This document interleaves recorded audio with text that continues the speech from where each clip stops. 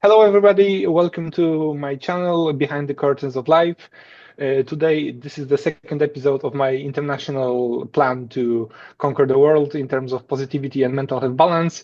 And I have the hugest privilege and happiness to introduce my guest, who is Kehlan, right? And yes, and he's actually running the.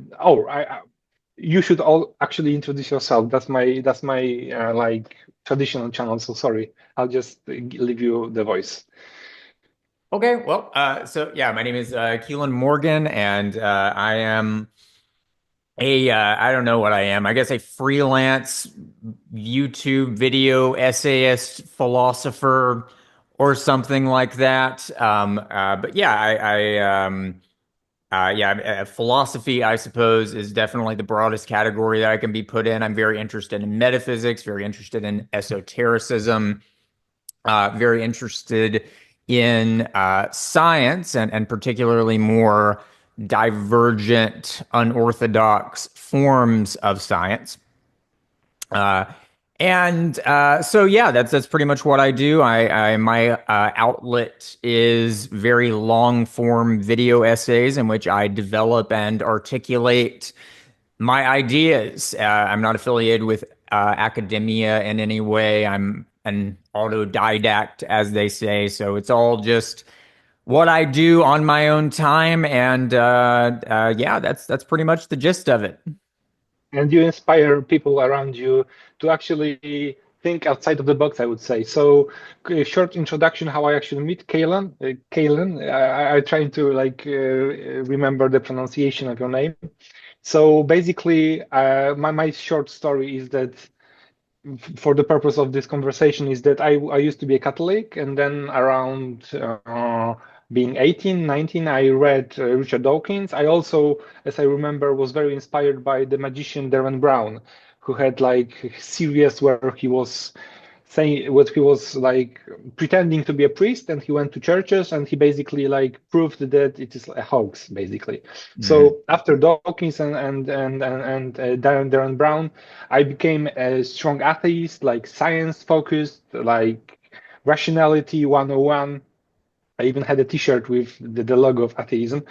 And actually, that's how everything went till I met your channel. I mean, beside this, I was diagnosed with bipolar. We spoke about this, but I'm not sure if the details. But yeah, I can talk about anything, but the gist is that I was in psychiatric hospitals. I was diagnosed with bipolar. Now I'm running a foundation focused on promoting mental health balance. Balance is important for me because in my diagnosis, there are like low and high moods, and I'm trying to find the balance in it. And I also think that we can talk about this. I really find some ontological truth in balance in the universe, which is like more esoteric stuff, but I really find this balance around me, which is interesting. But going back to the story how I met you, of course, YouTube recommendation brought me to your channel, and I was firstly like very skeptical because you were talking about, yeah, very cleverly about scientific stuff, but also outside of the box. There were some things which were I was also interested in science methodology of science, but still inside the box of science. You told me about Bergson, about Gebser, about Whitehead, first of all, and I just got to know that there are actually different thinking, different line of thinking around the science that we are having right now, which really opened my eye in terms of like understanding the reality and finding sense in this. For me, this idea of sense is crucial in terms of mental health balance because, yeah, I think that being agnostic, I do believe that actually finding this sense inside of you is the main focus on, should be a main focus on my life. But I'm like, sorry, I'm just talking too much. But basically, you also said that you are like interested in mental health aspects in your research, right? So could you maybe tell me something about what you've been researching about? Yeah, absolutely. So, yeah, I've got a number of books sitting around. Well, they're all in my bedroom, so I can't, just like present them to the camera. But I've been reading a book by the psychiatrist, what's his name, Bessel van der Kolk, a book called "The Body Keeps the Score," which is about trauma psychology. I've also been reading a book about the effect of fatherlessness on the development of the male psyche, which is another topic that has been of very central importance to Robert Moore, who's one of my favorite Jungian analysts. And so there's a number of different angles we could kind of approach this from.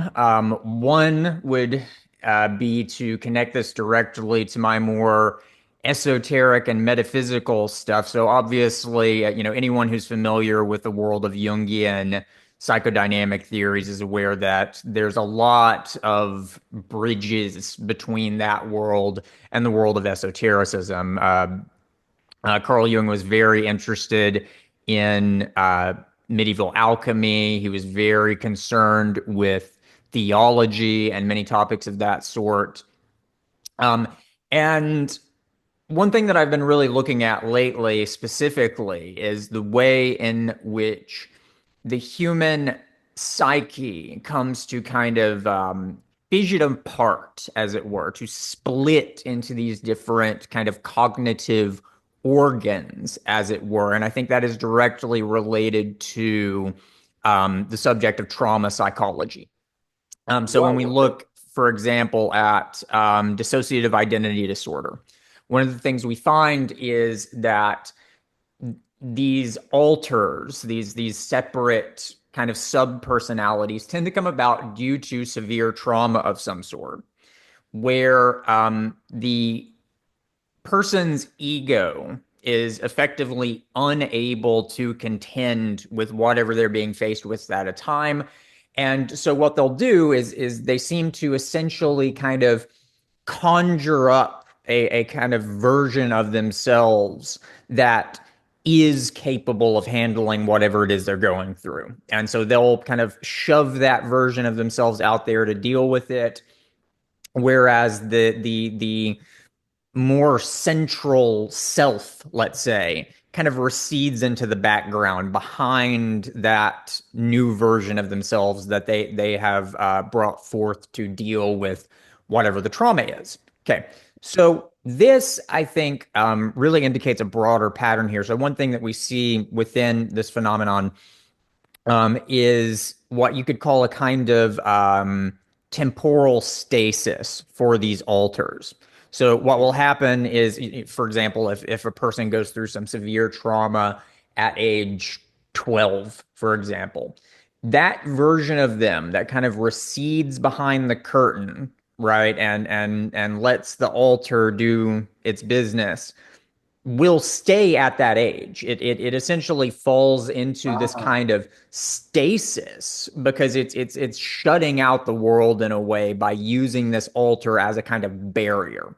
So, um, the significance of this here, and the bigger picture, I believe, is that this process of divergence and solidification is a general pattern of how the psyche operates in general. So by solidification here, I mean something like um, when we look at these different versions of a person with dissociative identity disorder, what you find is that um, some of these versions are stuck. It's like they solidify, whereas the version of them that gets pushed out into the world to deal with things, it remains kind of fluid. It has to continue experiencing the world. It continues to age and progress and learn, whereas the version that was left behind, it kind of concretizes, and so it kind of stops changing in a way, at least to a degree.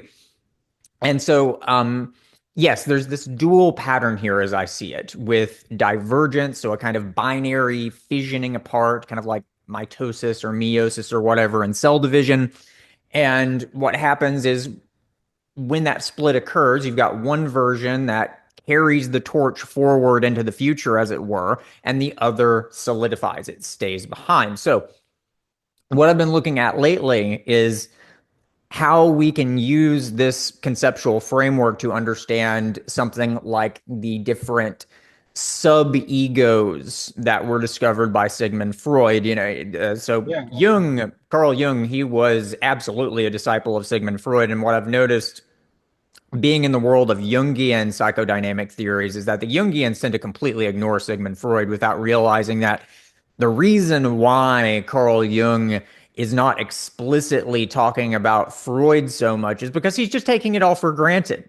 All of these different things about the id and the superego and whatnot. He's not going out of his way to explain that to people because he's just assuming it. He's assuming you know Freud because Freud was the king of psychology at the time. And so this idea that Freud and Jung represent two completely different approaches to the psyche is completely incorrect in my opinion. There are differences between their approaches, certainly, but there's also synergies there that are worth talking about. And I don't think enough people are talking about them. So bringing this back around, we could look at the id, I believe, as one of these kind of altars that is kind of left behind, not due to an unusual traumatic event, but simply due to the trauma of growing up, in a sense, Yeah. right? So this is where we have to really look at what we mean by trauma because we use that word to refer to events that are unusual, out of the ordinary, things that don't happen to normal people. But the reality is that trauma is absolutely central to individuation in general. Going to school by yourself at 6 years old for the first time is traumatic in the technical sense that it is something where the version of yourself that had been present up to that point is no longer fully adequate to what you are faced with, right? And so a break has to Yeah. happen, right? Yeah. And I think if we look at this, if we look at the psyche overall in this way, what we find is that all of these little organs, psychical organs, as it were, that Freud and Jung talk about, come about in this way. That it is something that we leave behind around that age, at around 6, 7, 8 years old, around that time. And it's stuck at that age, which is why we feel so uncomfortable about it, because as adults, we are horrified of this idea that there's a child inside of us somewhere, but there totally is. Urgency. Yeah, yeah, yeah. Um, and you could go, and we could continue with this. Like the super ego, I believe, comes about in a very similar way, usually around puberty, I believe. But in any case, that's the general territory of what I've been thinking about in that department. So I'll pass it back to you. Oh, that's, I mean, you got me already hypnotized. I'm just like listening to you, but yeah, I mean, so, okay, so from my experience, like, do you have any ideas based on what you are reading, how bipolar could be, uh, yeah, like diagnosing this idea? Because I'm tend to stick to this idea of dopamine hormones, basically, or genetics, but I wonder, like, from these terms of like, yeah, do you have any, have you been thinking about this? How can you, yeah, yeah, that's my question basically. Do you have any thoughts on that? Well, in order to comment on that, I think we need to back up a little bit and think about the epistemology here. Okay. Because in general, the way that you're going to see these subjects approached within cognitive neuroscience and within psychiatry, within clinical psychology, is one in which things like hormones and neurotransmitters are seen as causal. They're seen as what makes these things happen. And so this is where you get this idea that essentially the human mind is the result of this soup of hormones and neurotransmitters, and those are the things that are causing us to be this way or that way. And I think it's much better to look at this as a kind of recursive process where, yes, there's a sense in which our hormonal balances or our neurotransmitters can certainly be causing things to happen in the sense of what Aristotle would call efficient or material causation. But you've also got the other way around. You've got the converse of that, what Aristotle would call formal or final causation, where the mind and its intentions and its feelings and the way that it tries to organize itself and contend with its world is having an effect on the On the body, hormones. upon the neurotransmitters, upon the hormones. And we know this is true. This is not speculative at all. I mean, simply the placebo effect by itself is clear-cut smoking gun evidence that this is a thing that happens. And I think there's plenty of other forms of evidence we could look at as well in that same department. So With that said, there is a place for the neurophysiological within the context of this conversation, but it needs to be properly contextualized. So let me give you an example of that. So one conjecture that I'm attempting to make in the work that I'm doing right now, which, by the way, I'm in the process of creating a very long series of videos analyzing the text, The Ever-Present Origin by the Swiss philosopher and linguist Jean Gebser. And I'm talking about a lot of these topics in my analysis of his work. And so one of the things that I'm arguing for is that within one of the pivotal stages of the development of our consciousness, that which happens really between the ages of like 7 or 8 in puberty, um, that there's a kind of splitting which occurs, which is a little bit different than the one that I just talked about. So a minute ago, I was talking about this kind of splitting where you get this divergence where something is left behind and then another version carries forward. The one that happens here, it's that, but there's also an added dimension to it where our mind begins to become kind of polarized.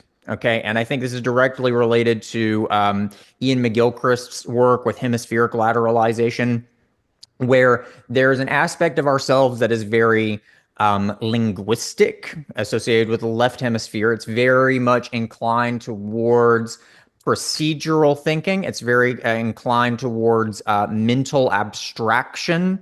And then you have this other aspect of ourselves, which is much more relational, much more interpersonal, much more experiential, much more holistic.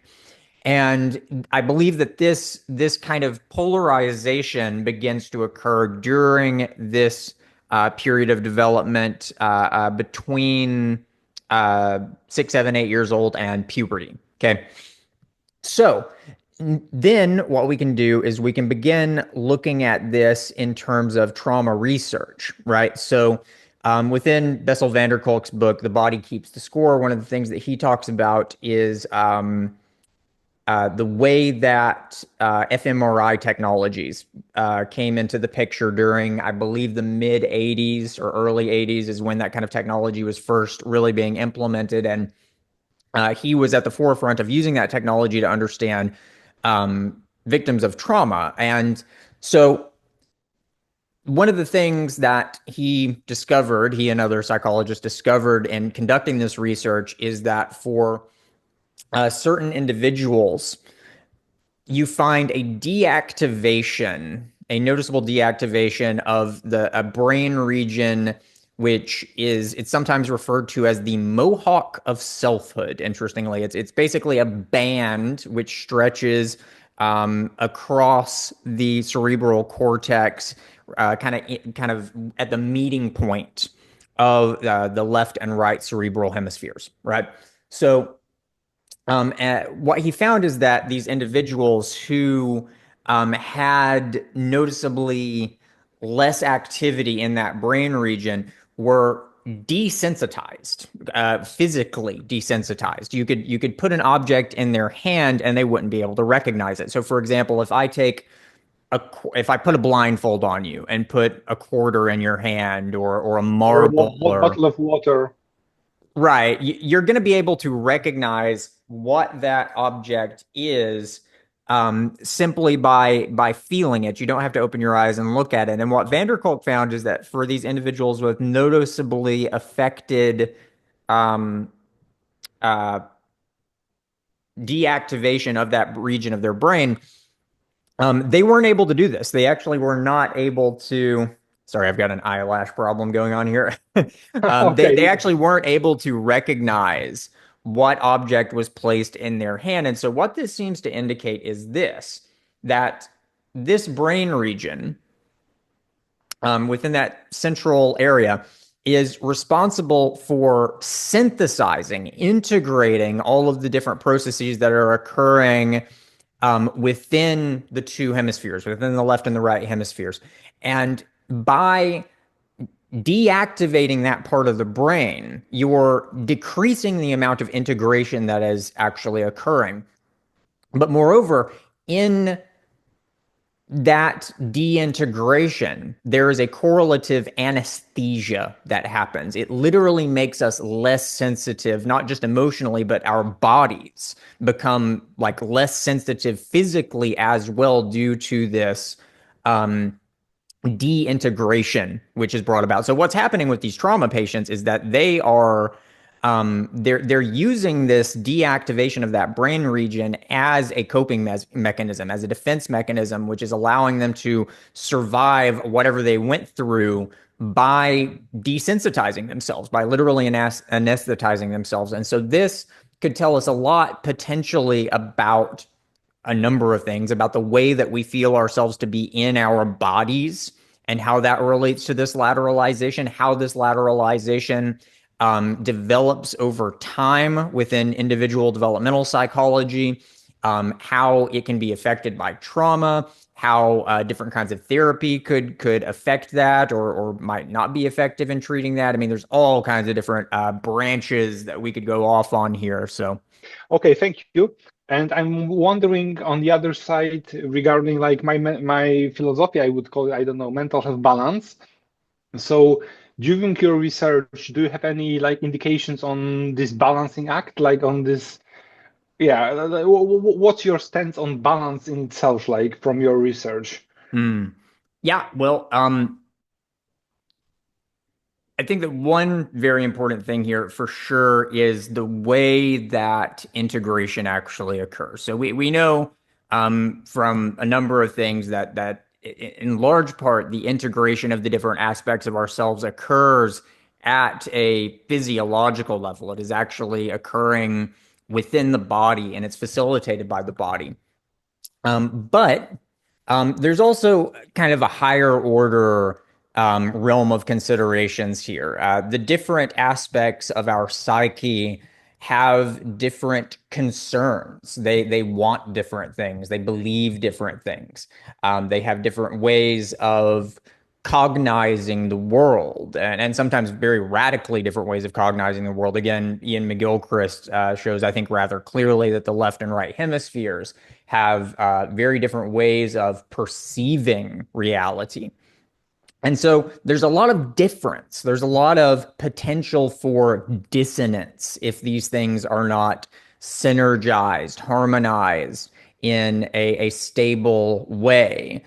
And I think a big part of what actually achieves that synthesis and that stabilization is teleology, the way that a kind of higher order value or a higher order goal, a higher order principle can then kind of bring all of these differences into orbit around it and Mhm. thereby achieve a kind of unity. So I think it's very useful to think about these kinds of things in musical terms because within music, um, we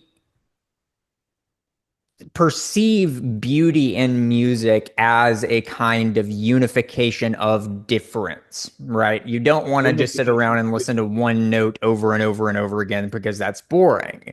You Mhm. want something where you have a diversity of things, interesting things going on that are unified. And the way that this unification is achieved in music is through these kind of higher order principles. Okay. And this can get really wild, right? You know, the at a very simple level, you could have like a musical mode where you have a collection of notes that fit into a scale, and one of those notes is the root note. So it's the center of gravity. And so you have this kind of tension and release dynamic that relates back to that root note. And so that's kind of the telos of that mode.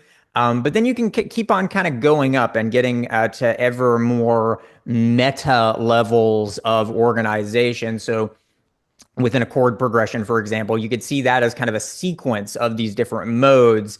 And now the center of gravity is not defined by a particular note that the music keeps coming back to over and over again, but rather you utilize either the tritone function or something like that to create and establish a pattern of tension and release from a point of tension to the tonic chord, so the 5-1 I'm speaking a little technical here. Yeah, no, it's okay. It's Um, like I guess some musician will listen to us as well. So I'm a drummer, but I'm not into notation. But go on, go on. point being is that within a chord progression, you have these different techniques of designating one of the chords as the home base. That's basically what matters here. And so that you can see is another kind of teleology.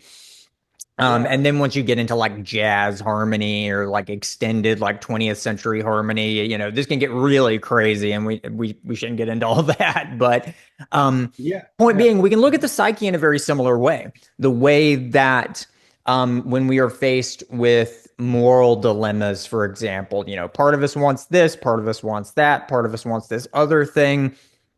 If we don't have something higher order that can allow us to reconcile these different things with one another, then we're stuck at We an are lost. impasse. Yeah, and Yeah, what happens is eventually you're stuck with either an indecision because you just can't choose, and your indecision really indecision is a kind of decision as well, but or you end up with this thing where one of those impulses just kind of overpowers the others. And usually when that happens, the impulse that overpowers the others is not the one you necessarily want to win that tug of war. So yeah, what this means ultimately then is that our beliefs are very important psychologically speaking. Modern psychology, it likes to pretend that it's secular. It likes to pretend that people's beliefs are just this secondary thing that doesn't really have anything to do with their mental health or anything like that. But this is absolutely not true. There's nothing more damaging to mental health than nihilism. It destroys people, absolutely destroys them. And that is an immense danger. And so, in order to be really honest about approaching any kind of psychological issues or issues of mental health or trauma or anything like that, you've got to be able to look at the way these things interact with how people view the world and how those beliefs or presumptions or whatever the case condition the way that we perceive reality and condition the way that we perceive ourselves. And so, in other words, in order for psychology to really be complete, it needs to integrate into itself a kind of spiritualistic phenomenology that has to be there if we're actually going to take the human organism seriously on its own terms instead of pretending that it's something that it's not.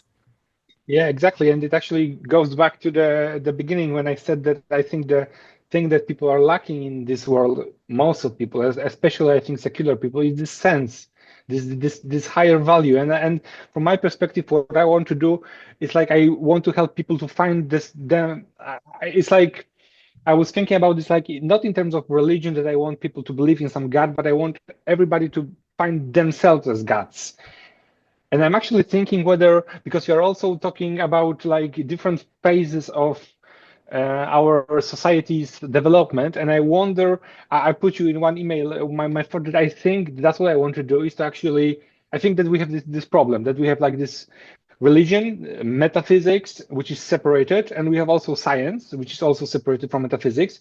And I think, from my perspective, that I found some kind of solution to, if I will be able to convince people that they should believe in themselves, maybe this will help us to, shape their reality to be something better. Because I do believe that if you want to change the world, first you need to change yourself. And yeah, that's my approach. Any thoughts on this?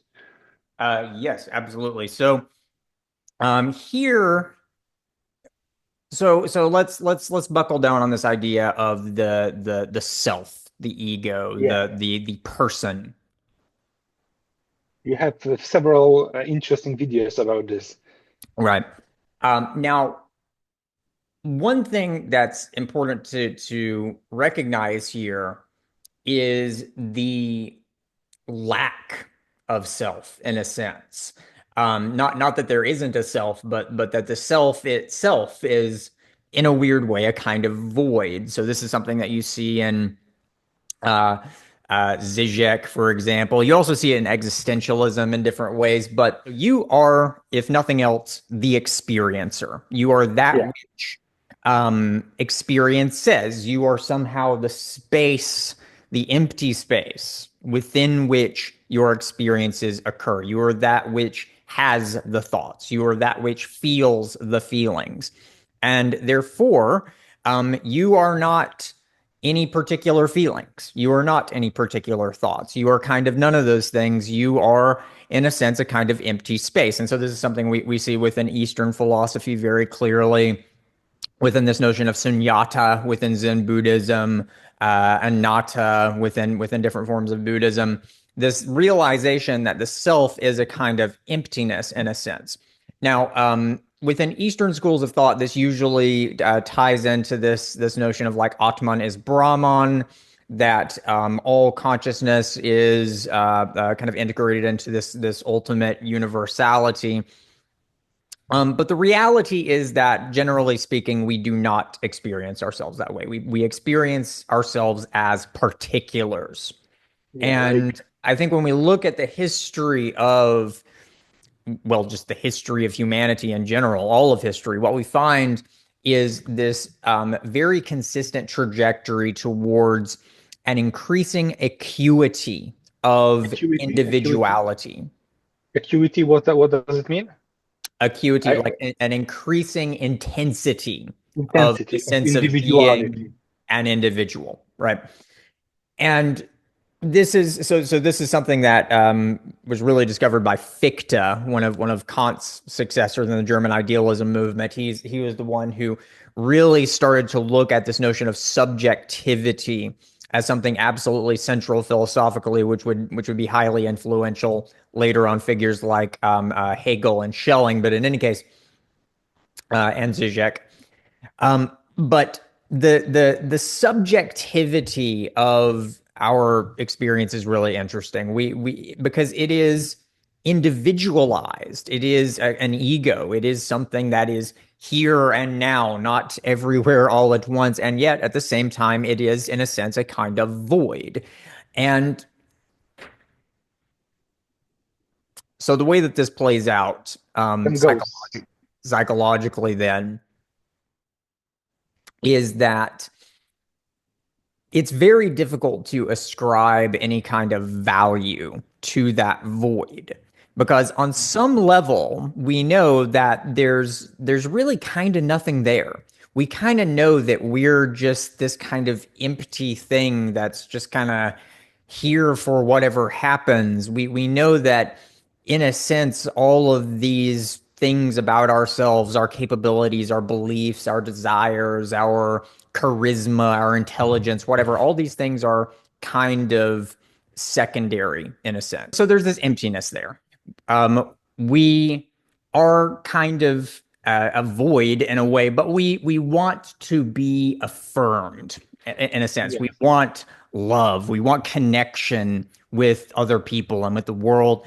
And it creates this kind of paradox in a way, because then what we end up doing is we end up pretending that we are all of this stuff, that you are your intellect, that you are your achievements, your money, your car, your personality, your charisma, or whatever. But deep down, in a sense, you know that all of that is just kind of secondary to what's really there at the core, which is a kind of nothingness in a way. And so we end up creating this very strange and very paradoxical dynamic, where it's like we set up this false self because we want other people to love it.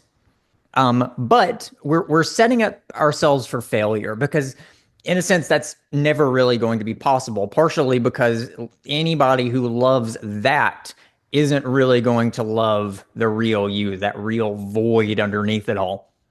And so that Oh, ends up creating this kind of resentment there, first of all. But more so even than that, there's this even bigger problem, which is that in setting up this expectation that that false self should be the object of love, we also have to create a false other which can love that false self. We need the other to have this kind of let's say, this kind of substantiality that we lack. They need to have this really real constitutive value that we feel ourselves deep down to not have, because that's the only way that they can affirm that false self, the other, the object, the theoretical object of adoration has to be a kind of fantastical image in a way. And so what ends up happening there is we end up in these relationships, romantic or professional or otherwise, in which we are kind of shoving out a false version of ourselves and also creating a false version of other people and then putting them into this like absolutely unwinnable tug of war with one another. And so what ends up happening here ultimately is that we kind of go through that and we try and we fail and we try and we fail over and over again because it just Until doesn't we work, die. Yeah, right? yeah. And what ultimately has to happen here is this, and I love the way that Slavoj Žižek puts this. He puts it in just the funniest and most poignant way possible. He says the most radical thing for our consciousness would not be meeting an alien, some kind of like alien or angel or whatever, some kind of fantastical being. It would be looking at another person and saying, "Fuck it, you're a subjectivity too. You're also a void, just like I am." Because then you open up the possibility of real, genuine love, where you're realizing that the love between the two is not based on any of this stuff that we've built these false selves out of, but rather it is the very fact that that stuff particularizes the subjectivity of the other person. And none of that other stuff really matters except that it gives definition to that void, but that void and its particularity in the very fact that it is a singularity, something that is not universal, is what really opens up the possibility for true radical love. And that, I believe, is really the point of Christianity then. Yeah, Because I think okay. this is, Mhm. go ahead. Yeah. No, I don't know if you wanted to say what I wanted to say, that the Christianity was this idea that selfless love, the individualization of like the selfless love. I'm not into deep into like religion studies, but I think that the Christianity brought us this idea, right? Am I correct?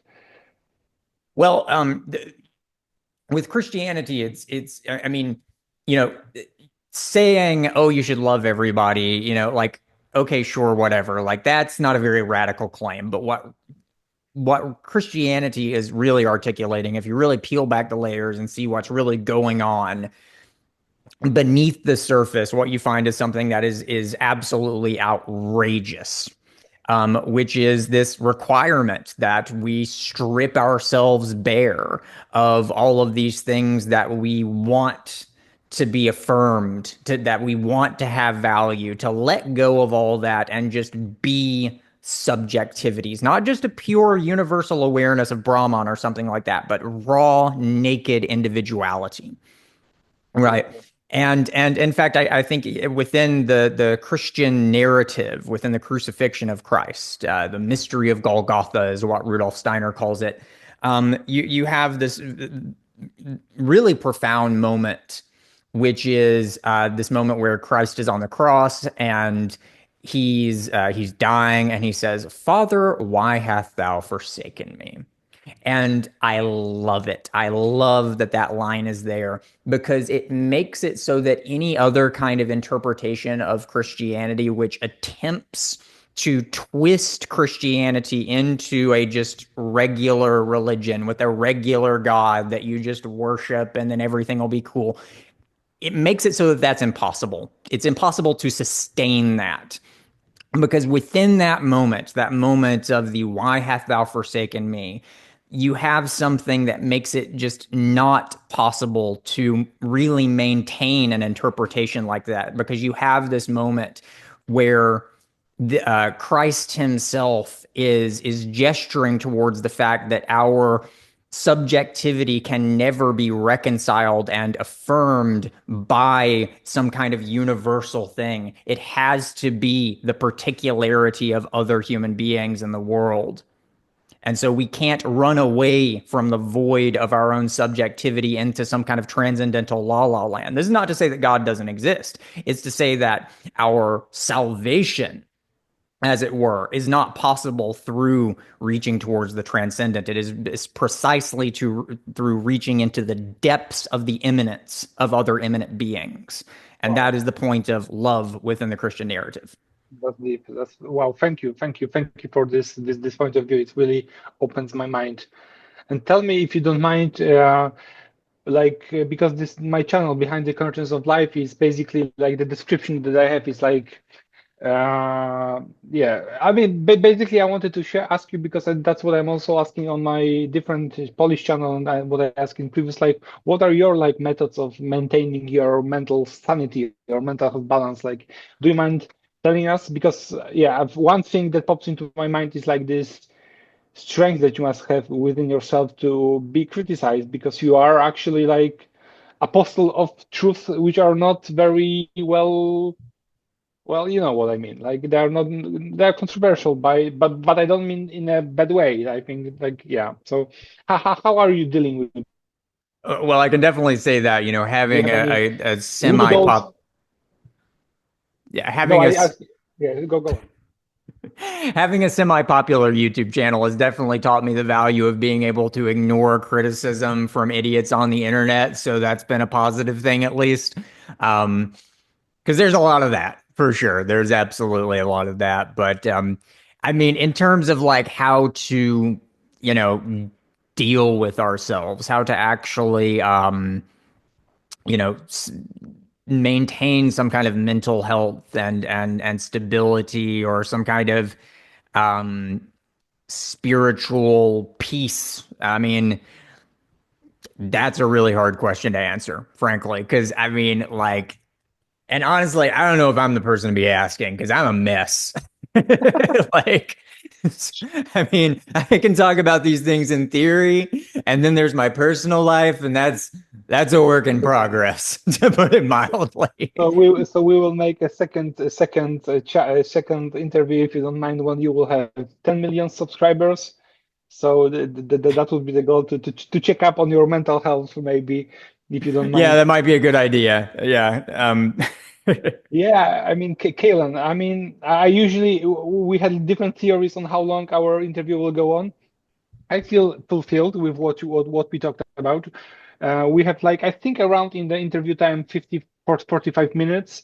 I really appreciate. I want to emphasize the fact that you're a YouTuber with 70,000 subscribers. I have 6 subscribers, and you actually agreed to be on my channel, which is like very high privilege for me, which I really appreciate. I really wish you the best. I will link as many things as I remember, especially your YouTube channel under my this interview. So yeah, if you have any closing like statements, or do you want to add something that I didn't ask you about, now is the time for you to share with us some more insights. Well, I don't know. I feel like we touched the surface a number of very deep topics that we could definitely delve a lot further into, especially that bit about Christianity. That was probably a bit cryptic, but that's something where that's kind of like the cutting edge, as it were, the bleeding edge of my thought lately and trying to interpret like human spirituality and whatnot. So if that came across as a bit vague, I don't know if I But can I make it any think less vague at this point, but But I think this is the best possible actually advertisement for your channel for anybody who is interested because your thoughts are so deep and so interconnected that you really have to spend 2 or 3 hours on listening to one piece of idea. We touched like on 3 of them. And so I totally agree with you, but this is not my channel is not like philosophical one. So I really wanted like to get to know you, talk to you about some of these ideas, and I really all of my listeners encouraged to watch some of your videos because they are like mind opening. So I really appreciate the time that you spend with me, and to all the listeners and viewers who are watching us on YouTube or maybe on Mars, who knows in future, who knows. Thank you very much. And sorry for the interruption of my cat and your neighbor. And yeah, and see you next time. Bye bye. All right, take it easy, man. I'll send you the recording here in a minute. Yep, have a good day.